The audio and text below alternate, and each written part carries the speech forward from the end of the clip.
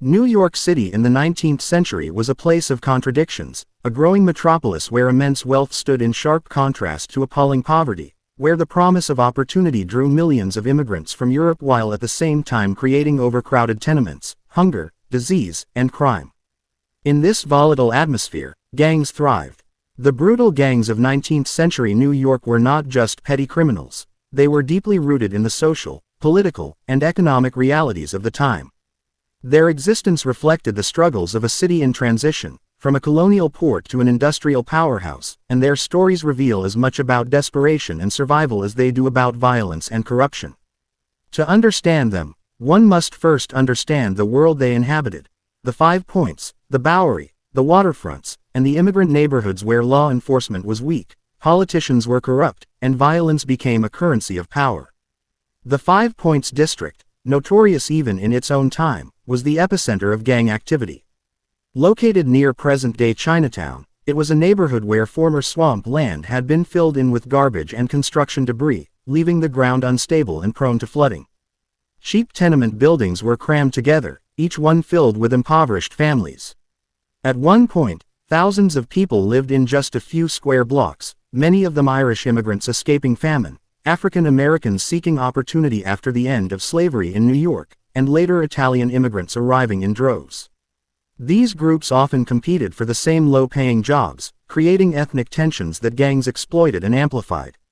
Within this squalid environment, violence was not only a form of protection but a means of survival. Among the most infamous of the early gangs were the Dead Rabbits, who emerged in the mid-19th century. The Dead Rabbits were largely composed of Irish immigrants and were known for their fierce territorial rivalries. They clashed most often with the Bowery Boys, a rival gang made up largely of native-born Americans, many of whom were aligned with nativist and anti-immigrant political movements. The conflict between these two gangs represented more than just street brawls. It was a microcosm of the cultural and political struggles in New York at the time. The Dead Rabbits and Bowery Boys would battle with clubs, bricks, and knives, sometimes in open daylight, drawing crowds of spectators. These battles could escalate into riots, involving not just gang members but entire neighborhoods, with police forces often unable or unwilling to intervene. The political dimension of gang life was significant. New York's political machine, most notably Tammany Hall, frequently relied on gangs to enforce their power during elections. Gangs were hired to intimidate voters, stuff ballot boxes, or protect political operatives. In return, gangs received protection from law enforcement and sometimes direct rewards such as city jobs or contracts. This mutually beneficial relationship blurred the lines between organized crime and politics, embedding gang violence into the very structure of the city's governance. Gangs like the Plug Uglies, the Shirt Tails, and the Dead Rabbits became as much political enforcers as they were criminals. Life within a gang was brutal. Membership often meant loyalty unto death, and betrayal was punished swiftly and violently. Young boys were often recruited into gangs as errand runners or lookouts before proving themselves in street fights. For many children growing up in the slums, joining a gang was not simply a choice but an inevitability. With little access to education, few legitimate job opportunities, and constant threats from rival gangs, aligning with one's neighborhood gang provided a sense of protection and belonging. Violence was not just tolerated but celebrated, with reputations built on bravery in fights and the ability to inflict pain on rivals. The brutality of gang culture was evident in the weapons they used: clubs wrapped in leather, knives, brass knuckles, and sometimes pistols, though guns were less common in the early part of the century. The waterfront was another critical battleground for gang dominance. With ships constantly arriving in New York Harbor, the docks were bustling with trade, and gangs saw them as fertile ground for extortion, theft, and smuggling. The infamous waterfront gang known as the Daybreak Boys specialized in raiding ships. They would sneak aboard vessels anchored in the harbor and steal cargo, sometimes murdering crew members who stood in their way. Their exploits earned them a terrifying reputation, and even seasoned sailors feared docking in New York. The city's growing role as a commercial hub made the docks a lucrative prize, and gangs fought fiercely for control over access to the riverfront. Violence between rival gangs was often spectacular and shocking. The Dead Rabbits riot of 1857 is one of the most infamous examples. Sparked by escalating tensions between the Dead Rabbits and the Bowery Boys, the conflict erupted into full-scale rioting that lasted for 2 days. Armed with clubs, bricks, and makeshift weapons, hundreds of gang members clashed in the streets, smashing windows, looting stores, and leaving dozens wounded or dead. The police, divided by political loyalties and overwhelmed by the scale of the violence, struggled to restore order. This riot revealed the extent to which gangs could destabilize the city and how fragile law enforcement authority was during this era. Gangs were not only about street violence, they also created a kind of parallel social structure. Many gangs controlled gambling dens, saloons, and brothels, which served as meeting places and sources of revenue. These establishments were often protected from police interference by corrupt officials who received bribes or political favors. Saloons in particular were central to gang life. They were places where members gathered, planned operations, celebrated victories, and reinforced bonds of loyalty. They were also recruiting grounds for new members, who were drawn into the gang culture through alcohol, camaraderie, and the promise of protection. Ethnic identity was a central component of many gangs. The Irish dominated early gangs like the Dead Rabbits and Wyos, while later waves of Italian immigrants gave rise to their own groups. African American gangs also formed, though they were often marginalized and targeted by both police and rival gangs. The ethnic divisions within New York's gangs mirrored the divisions in the city at large, where immigrant groups clustered in specific neighborhoods and often clashed with one another. This ethnic competition was fueled by poverty and discrimination, creating a vicious cycle where gangs thrived on resentment and exclusion. The Wyos, one of the later 19th century gangs, epitomized the brutality of gang life. Active in the 1870s and 1880s, they were notorious for their violent extortion methods. They even created a kind of price list for crimes, so much for breaking a leg, more for an ear, and even higher for a murder. This commercialization of violence shocked contemporaries, but it reflected the cold pragmatism of gang life. Violence was not only a means of defense but a business model. The Wyos extorted businesses, controlled neighborhoods, and maintained their dominance through sheer terror. They represented a shift from the chaotic street brawls of earlier gangs to a more organized and profit-driven criminal enterprise. Despite their brutality, gangs often fascinated the public. Newspapers of the time reported sensational stories about gang battles, murders, and riots, sometimes exaggerating events for dramatic effect. This created a kind of perverse celebrity for gang leaders, who became infamous figures in the city's folklore. Names like Bill, the Butcher, Poole, a leader of the Bowery Boys, entered into popular memory, blending fact with legend. These men were both feared and admired, symbols of toughness in a city where survival often required ruthlessness. The mythology of the gangs grew alongside their real-world power, blurring the line between reality and romanticized violence. Law enforcement struggled to contain gang violence. The New York Police Department, founded in 1845, was itself plagued by corruption and political interference. Many officers were poorly trained, underpaid, and susceptible to bribery. Some even had ties to gangs or political machines, making impartial law enforcement nearly impossible. The police force's inability to control gang violence during events like the Dead Rabbits riot underscored the limitations of authority in a city where gangs often had more influence in their neighborhoods than the government itself. Over time, efforts at police reform, combined with demographic changes and economic development, would weaken the power of gangs, but in the 19th century, they seemed an entrenched part of urban life. The brutality of New York's 19th-century gangs must also be understood in the broader context of urbanization and industrialization. The rapid growth of the city created immense pressures: overcrowding, lack of sanitation, unemployment, and inadequate infrastructure. Immigrants poured into neighborhoods already struggling with poverty, and opportunities for advancement were limited. In this environment, gangs offered a sense of identity, belonging, and power that the wider society often denied. Violence became a way to assert control, demand respect, and carve out a space in a hostile city. It was both a symptom of deeper social problems and a perpetuator of them. As the century progressed, gangs evolved. By the late 1800s, some gangs began to resemble the organized crime syndicates that would dominate the 20th century. They became more systematic in their extortion, more connected to political and business interests, and less focused on chaotic street battles. Yet the brutality remained, as did the deep entanglement of gangs with the social and political fabric of New York. The legacy of these 19th-century gangs can be seen in the emergence of later crime organizations, including the Mafia, which would draw on the traditions of control, extortion, and violence established in these earlier decades. The brutal gangs of 19th-century New York were not isolated phenomena. They were products of their time and place, shaped by poverty, immigration, politics, and urban growth. Their violence was shocking, their cruelty legendary, but beneath the bloodshed lay a story of human desperation and resilience. They reveal the darker side of the American dream, where opportunity came with struggle, and survival often depended on brutality. In their story, one can see both the failings of a society unable to care for its most vulnerable and the raw determination of individuals to claim power in any way they could. The gangs of 19th-century New York are gone, but their legacy remains etched into the history of the city, reminders of a time when the streets themselves were battlefields and survival was won through violence.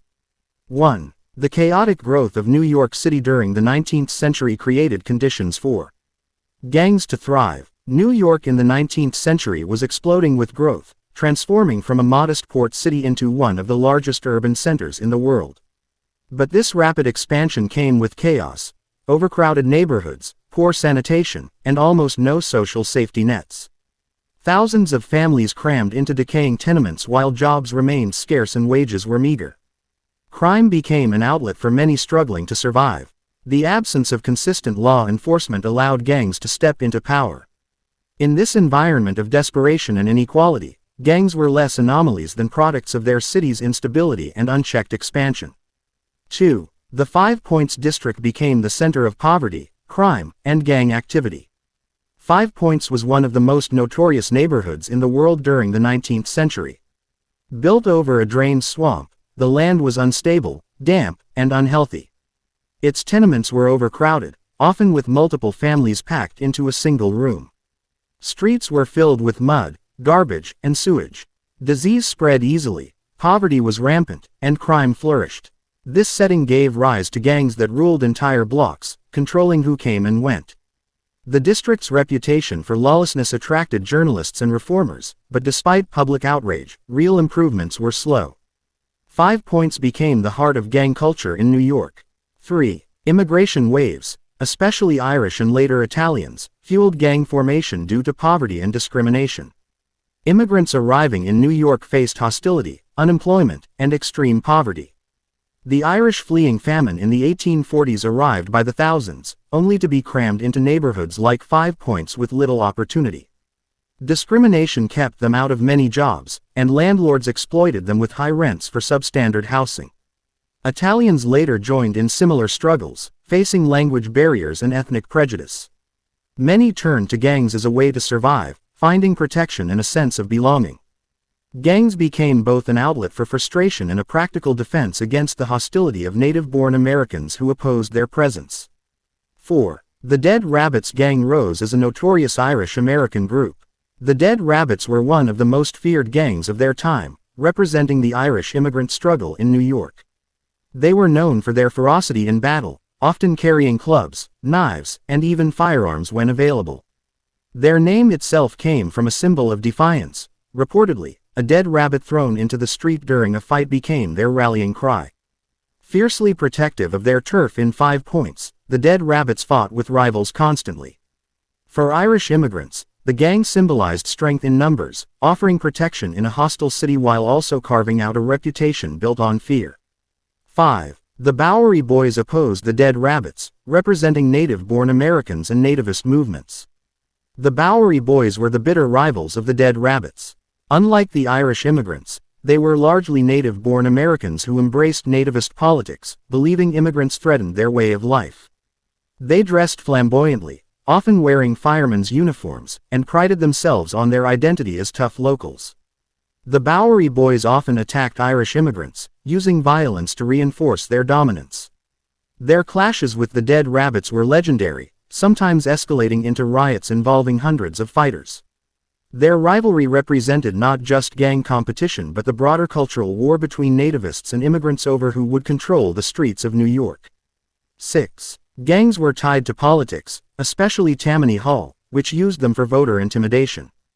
Gangs and politics were deeply intertwined in 19th-century New York. Tammany Hall, the powerful Democratic political machine, often relied on gangs to secure votes and intimidate opponents during elections. In exchange for loyalty, gangs received protection from prosecution and sometimes even jobs or contracts. This relationship gave gangs both legitimacy and impunity. They weren't merely criminals, they were political enforcers. Elections could become violent spectacles, with gangs intimidating voters at polling stations. This arrangement revealed how corruption ran deep in New York, where the line between politics and crime was blurred and gangs played a vital role in shaping outcomes. 7. Violence was brutal and frequent, with street battles involving clubs, knives, and bricks. Street fights between rival gangs were often savage and chaotic, fought with whatever weapons were available. Clubs, bricks, knives, and even cobblestones ripped from the streets became instruments of destruction. Battles sometimes stretched for hours, with crowds gathering to watch as entire neighborhoods erupted in violence. These fights were not just spontaneous brawls but also demonstrations of dominance, showing which gang controlled the area.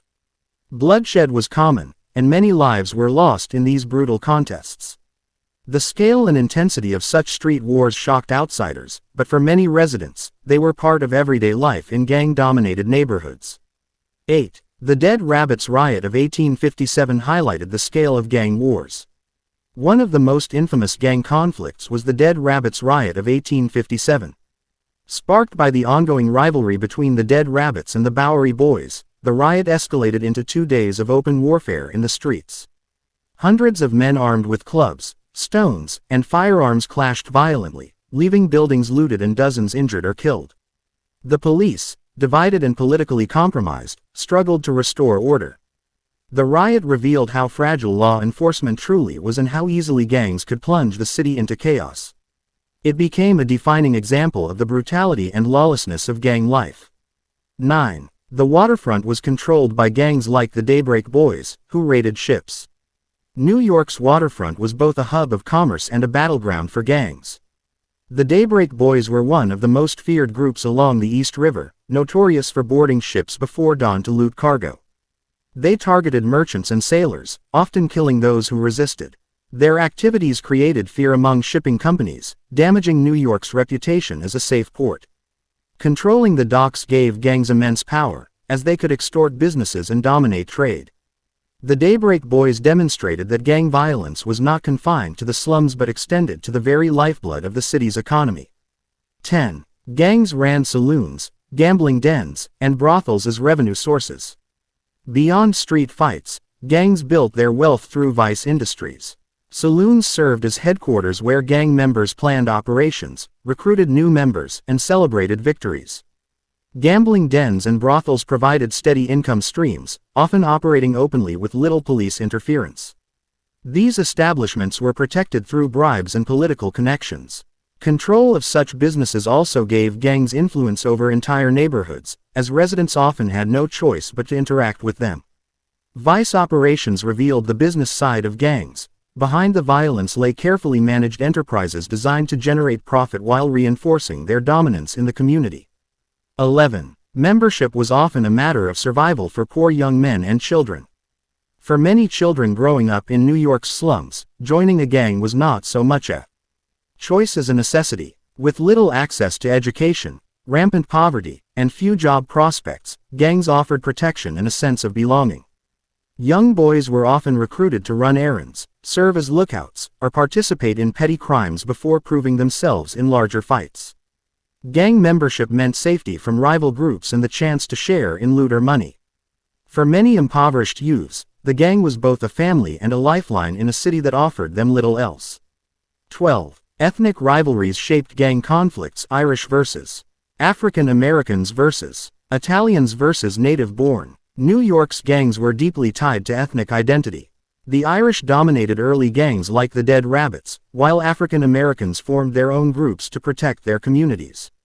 Later, Italian immigrants created gangs as they faced similar struggles. Native-born Americans, through gangs like the Bowery Boys, opposed these groups fiercely.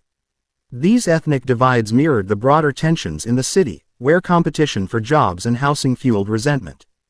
Gang battles often carried racial or ethnic undertones, escalating beyond mere territorial disputes into violent clashes rooted in prejudice. Such rivalries ensured that New York's streets remained divided and dangerous. 13. The Wyos gang exemplified brutality with a price list for crimes. The Wyos, active in the late 19th century, were notorious even among gangs for their brutality. They reportedly created a price list for crimes, assigning fees for services like breaking a leg, cutting off an ear, or committing murder. This grim catalog revealed how violence had become a calculated business. The Wyos were feared across the city, extorting businesses and terrorizing neighborhoods with impunity. Their methods demonstrated the evolution of gangs from chaotic brawlers to organized groups treating violence as a professional service. The Wyos embodied the ruthless pragmatism that made gang life both feared and disturbingly systematic. 14. Newspapers sensationalized gang violence, making leaders like Bill, the Butcher, Poole infamous. The press played a huge role in shaping public perceptions of gangs. Newspapers eagerly reported on brawls, murders, and riots, often exaggerating events to sell more papers.